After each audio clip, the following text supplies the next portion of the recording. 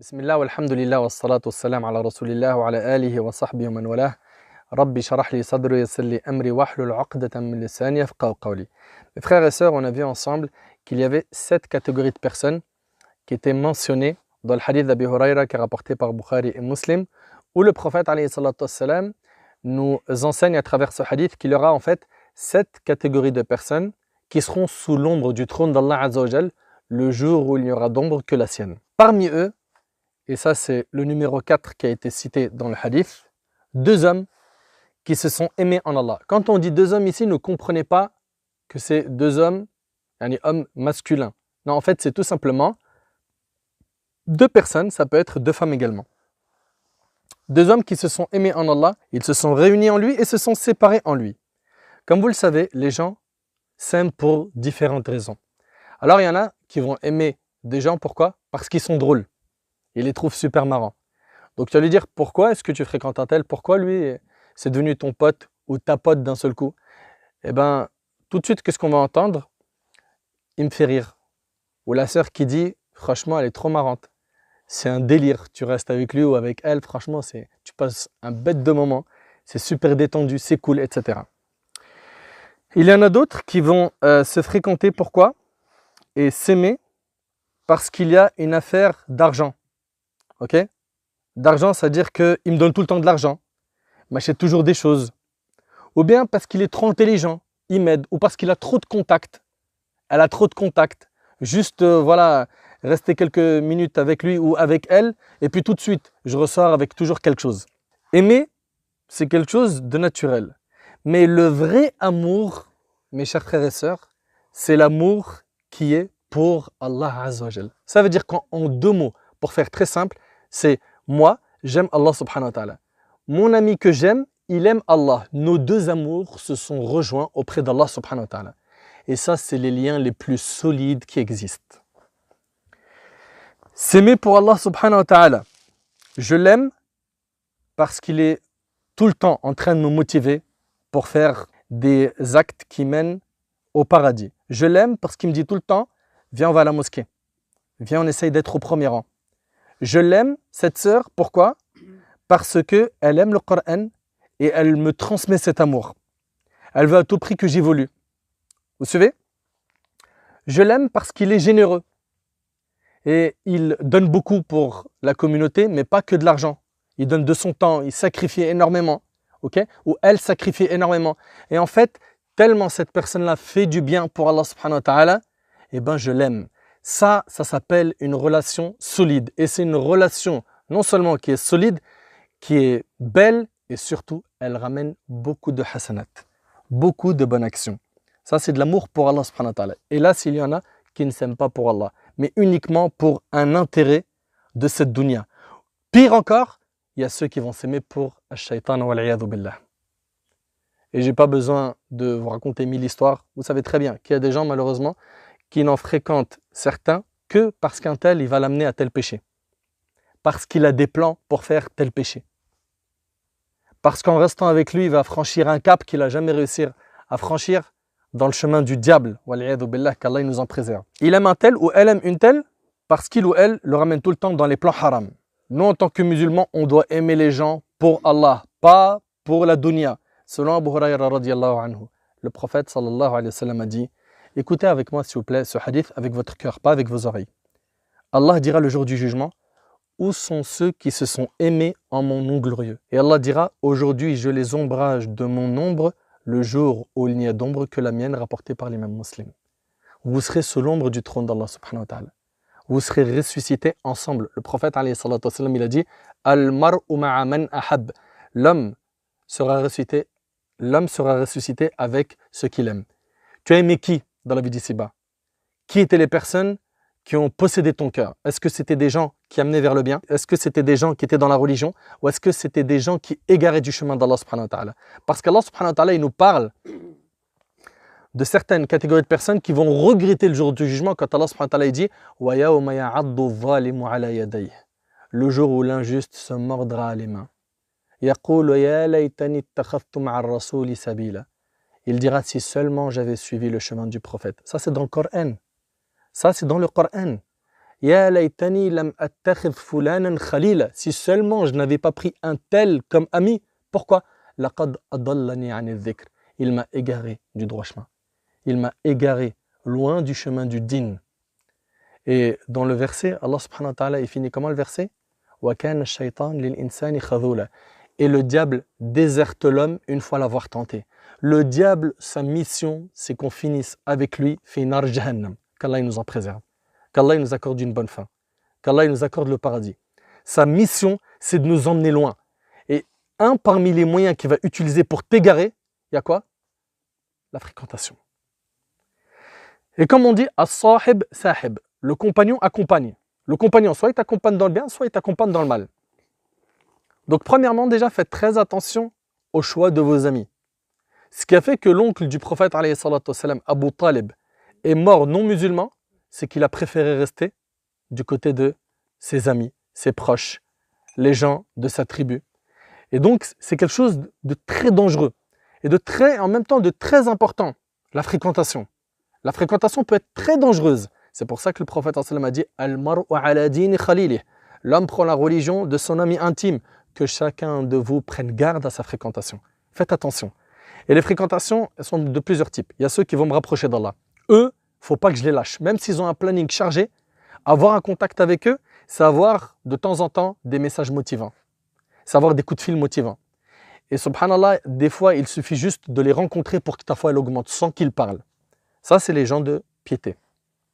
Deuxième catégorie de personnes, c'est des gens qui t'écartent du chemin d'Allah. Eux, il ne faut pas les avoir en tant que meilleurs amis. Tu peux les avoir dans tes contacts pour les amener sur la bonne voie, mais en tant que meilleur ami, il faut que tu prennes comme meilleur ami des pieux.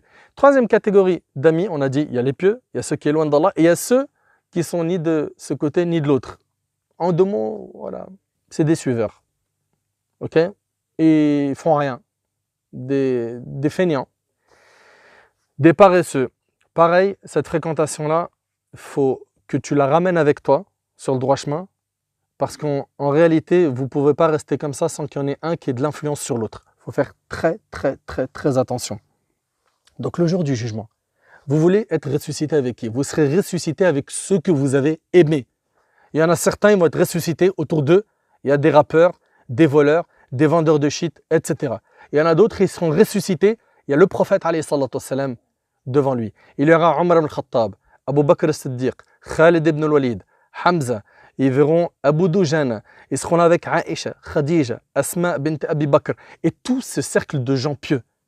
Tu préfères être ressuscité avec qui? N'oublie pas, l'homme sera ressuscité avec ceux qu'il aime. N'aime pas n'importe qui. N'aime pas n'importe qui, fais super attention. Et n'oublie pas aussi que celui qui aime pour Allah, mais réellement, pour de vrai, eh ben, il sera sous l'ombre du trône d'Allah le jour où il n'y aura d'ombre que la sienne. Selon Al-Bara ibn Azib, le prophète a dit « Le lien le plus fort de la foi est d'aimer pour Allah et de détester pour Allah » rapporté par l'imam Ahmed. Et selon Anas radiallahu anhu, le prophète a dit « 3 caractéristiques, celui qui les possède découvre grâce à elles la douceur de la foi. » La douceur de la foi. Tu veux goûter à la douceur de la foi?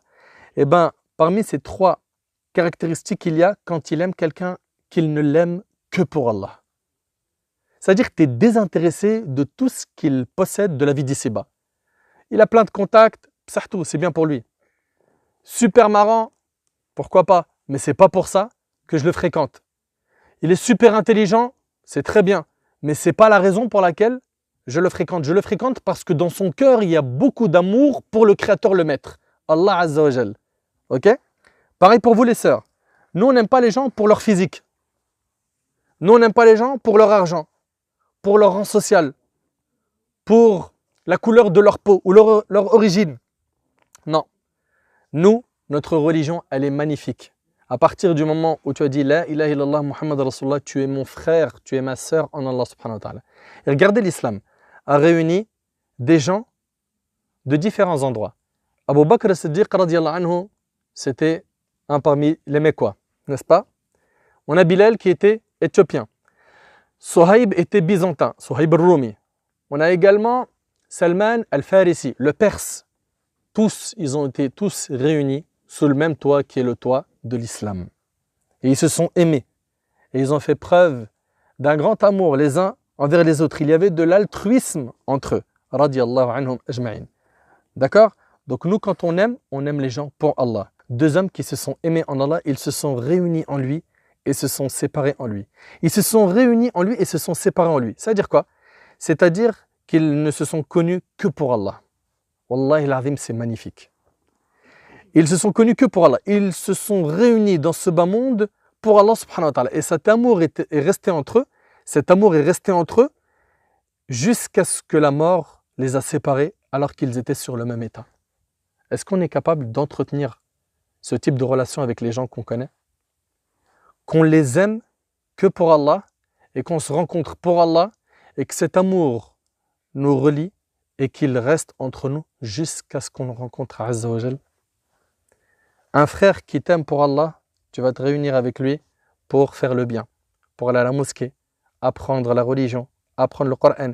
Une sœur qui t'aime pour Allah, elle te motivera, elle va te relever quand tu vas tomber, elle va te conseiller quand tu auras besoin de conseils, elle t'épaulera quand tu auras besoin d'aide, etc. Ça s'appelle de l'amour pour Allah Azza wa Jal. Bien sûr, quand on aime pour Allah, il faut savoir qu'on a des devoirs envers celui qu'on aime pour Allah, comme le conseiller. Le prophète sallallahu alayhi wa sallam, il a dit « Ad-dinun nasiha », la religion, c'est le bon conseil. C'est pas possible que je dise « je t'aime pour Allah, je te vois faire du mal, tu es en train de faire du tort à ton âme et je te calcule pas, je te laisse, je suis insouciant ».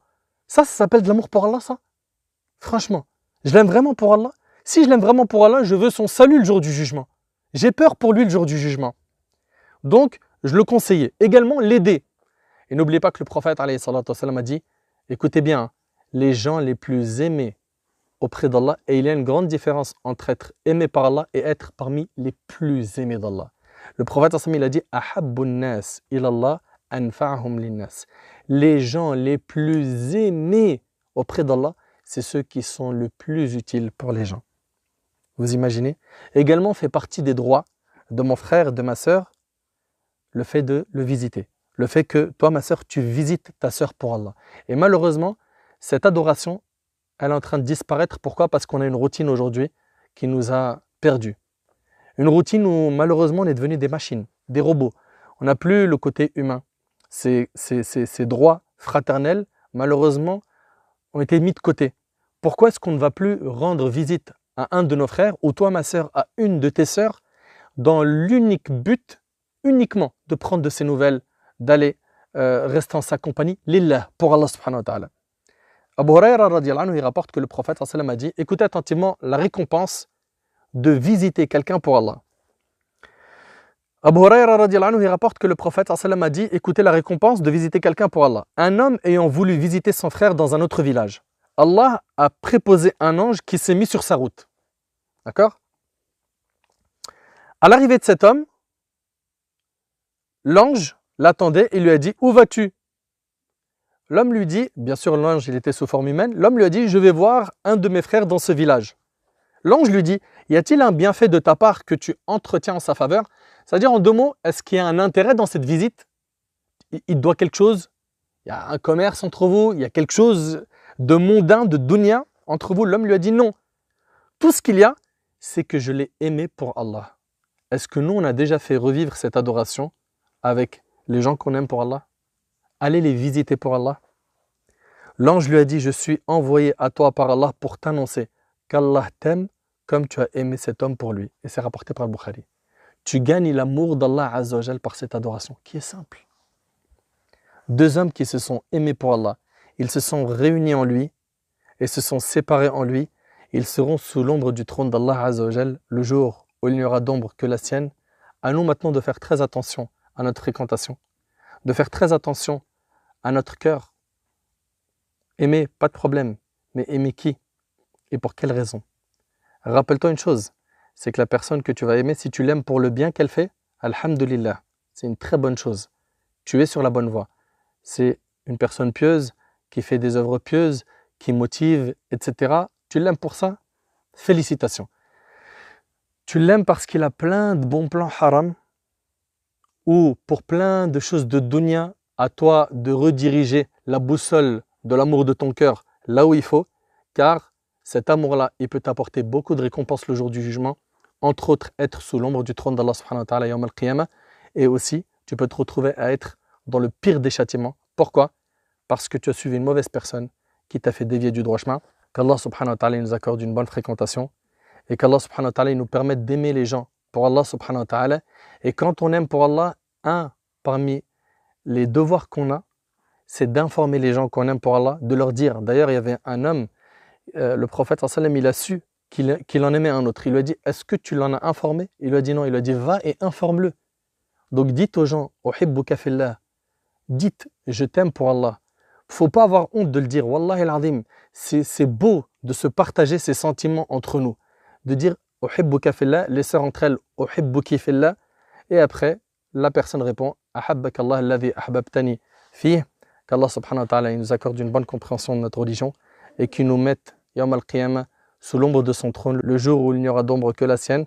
أسأل الله سبحانه وتعالى أن ينفعني بما قلت وأن ينفعكم بما سمعتم هذا ما أعلم والله عز وجل أعلى وأعلم سبحانك اللهم بحمدك أشهد أن لا إله إلا أنت أستغفرك وأتوب إليك